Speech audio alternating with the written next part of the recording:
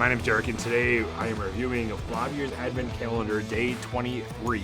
We are winding down. We have two more. If you haven't been following me on this whole journey from Flavier Advent Calendar Day 1, I highly recommend you go back and check those out. It was a very interesting process. This has been very cool, and we'll do a whole review of it later on. But today is Day 23. This is coming out slightly darker than yesterday's. Yesterday's was a budget Irish whiskey coming out of Ireland. Obviously, Irish whiskey, nailed it. But it was corn focused, which was pretty shocking to me. You don't see a lot of corn focused Irish whiskeys out there, so this one is kind of shocking. This is darker, but I would not say it's super dark. This is more in line with that first couple that we did today. More on that like dark gold or light gold, dark yellow gold type situation here. Let's give her a smell.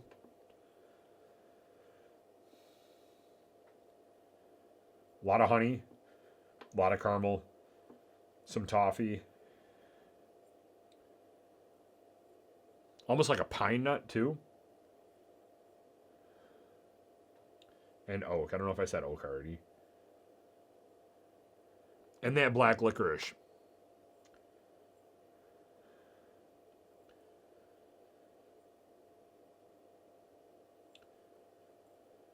Black licorice and almost like a walnut or some sort of nutty.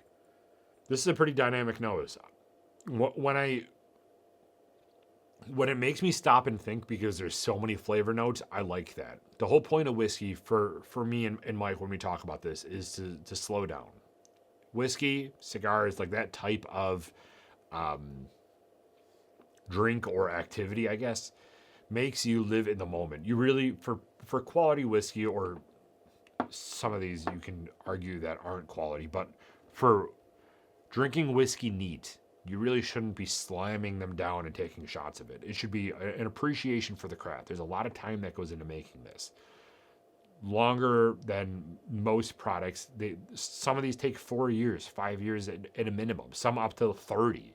So drinking whiskey should be something to appreciate. And when you get a nose, especially, that makes you appreciate, because it's so deep, I tend to appreciate that. So I'm going to go B on the nose. Initial taste.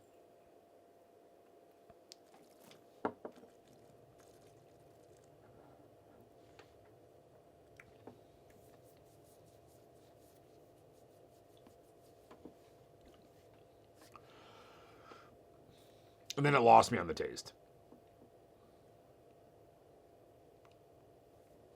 The nose was very dynamic. The taste is very Kentucky.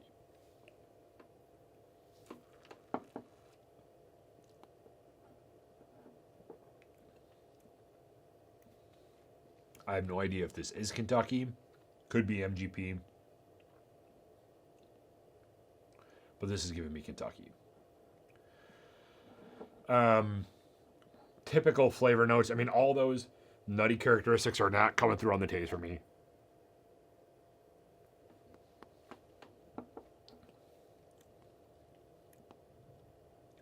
Nutty, anise, licorice, all that is not coming through. This is tasting like a very traditional Kentucky whiskey where it is splintered wood, a little bit of spice, spiky, where it kind of like almost is carbonating in your mouth. It's not a carbonated product, but it feels like it is because of all the proof that's just stabbing your tongue in your mouth in different spots.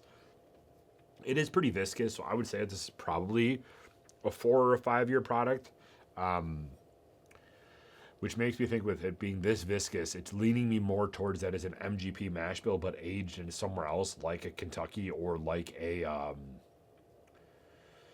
somewhere south. Georgia, maybe. I don't know. I'm thinking that this is probably Kentucky, though. I'm getting a lot of similar characteristics that I do. A lot of heavy vanilla, heavy caramel. But that nose was very pleasant, and now the taste is very disappointing. So nose, I think I said B or something like that. Initial taste, I'm going to go C minus. Any note, I'm probably going to go C plus. Any note's a little bit better. It's a little more viscous to me. It doesn't taste as traditional as the initial taste, but that's solely based off the fact that it's very viscous, and I like viscous whiskey. I like when the whiskey covers the entire mouth and it stays with you for a very long time. That's an experience that I like to have when I drink whiskey.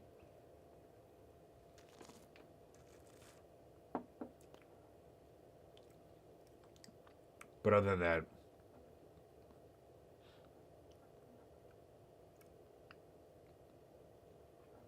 Kind of getting a slightly grainy note to it. But I think this is probably your typical 74% corn, 20% rye, 6% malted barley mash bill that's aged in Kentucky. Maybe even like a higher rye. Just because of those nose notes. But it does taste pretty buttery too. This could be a 4-grain product, actually, now that I think of it. Like, it includes both or all corn, rye, wheat, and malted barley. I could see that because there is some buttered toast to there too. And then it does kind of, when you get in a situation like this, I always think of like, what is this whiskey trying to be?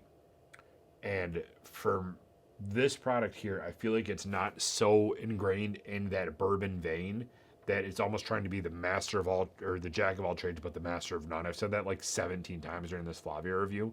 But when I get that tasting profile, I go to 4-grain because it's like, you know, it'd be really cool. What if we threw all this together into one and then put it out there?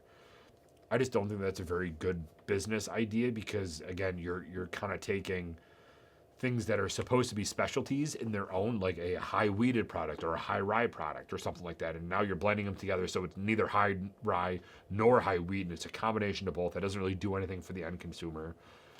This could not be a 4-grain, but that's what it's reminding me of. Maybe 100 proof. Maybe this is another bottled and bond thing, but I'm not 100% sure on that. And final rating, I'm going to go 77. It's Kentucky.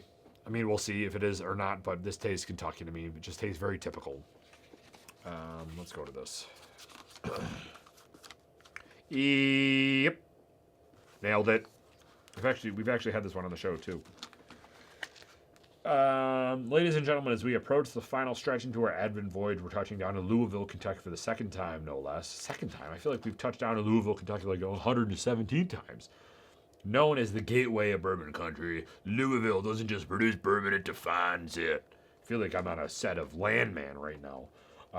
Just kidding, that's Texas. This is Heaven's Door Whiskey, a masterpiece co-piloted by Bob Dylan. Crushed that accent. I'm just so good at this stuff. So there's another Kentucky product. Called it tastes like it. Does it tell you the mash on this? Double barrel whiskey. I will say the cool thing about this product, which we obviously don't have here because of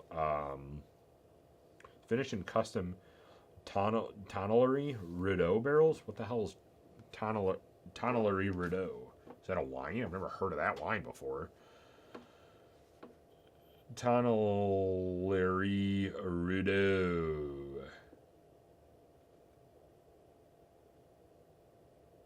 No, it's a Rideau. It's a cooperage. Okay, so it's still oak. What's the mash bill of this? Heaven's Door Double Barrel Whiskey. Heaven's Door Double Barrel. Double barrel, like Bob Dylan. Heaven's Door. I gotta stop doing this. Good thing I only have one more left. Double barrel mash.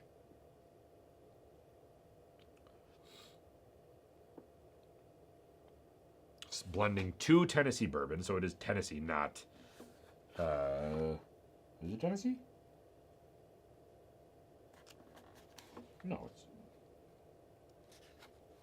Kentucky, right? Revelation. I know they have a Tennessee whiskey product. Revelation. I thought this one was Kentucky, though.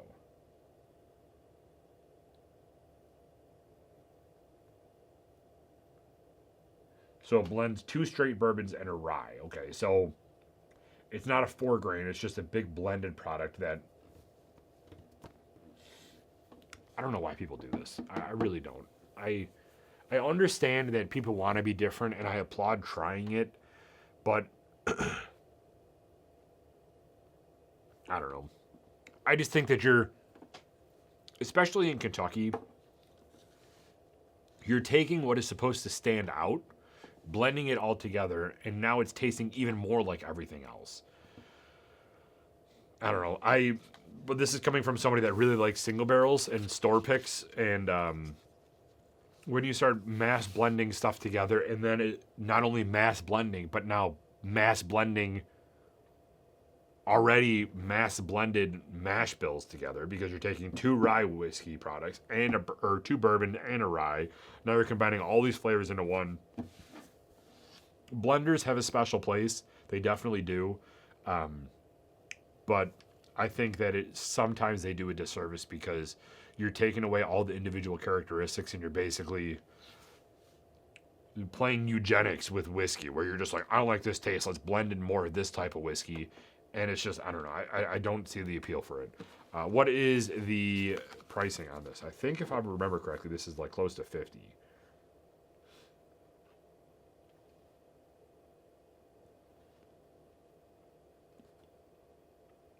Oh no, $31.99. Okay, so this is very affordable. I mean, for that price, why not?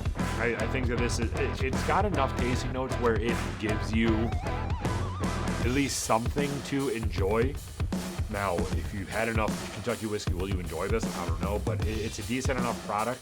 For $31, I would have this in my collection, but that kind of stops it. Yeah! Appreciate your time today. Really enjoyed going through this one with you. If you had this before, let me know in the comments down below what your thoughts are, and we will see you tomorrow for the last day, day 24 of the Advent Whiskey Calendar. We appreciate you all tuning in today, and please remember to always drink your fun to be good as a pain.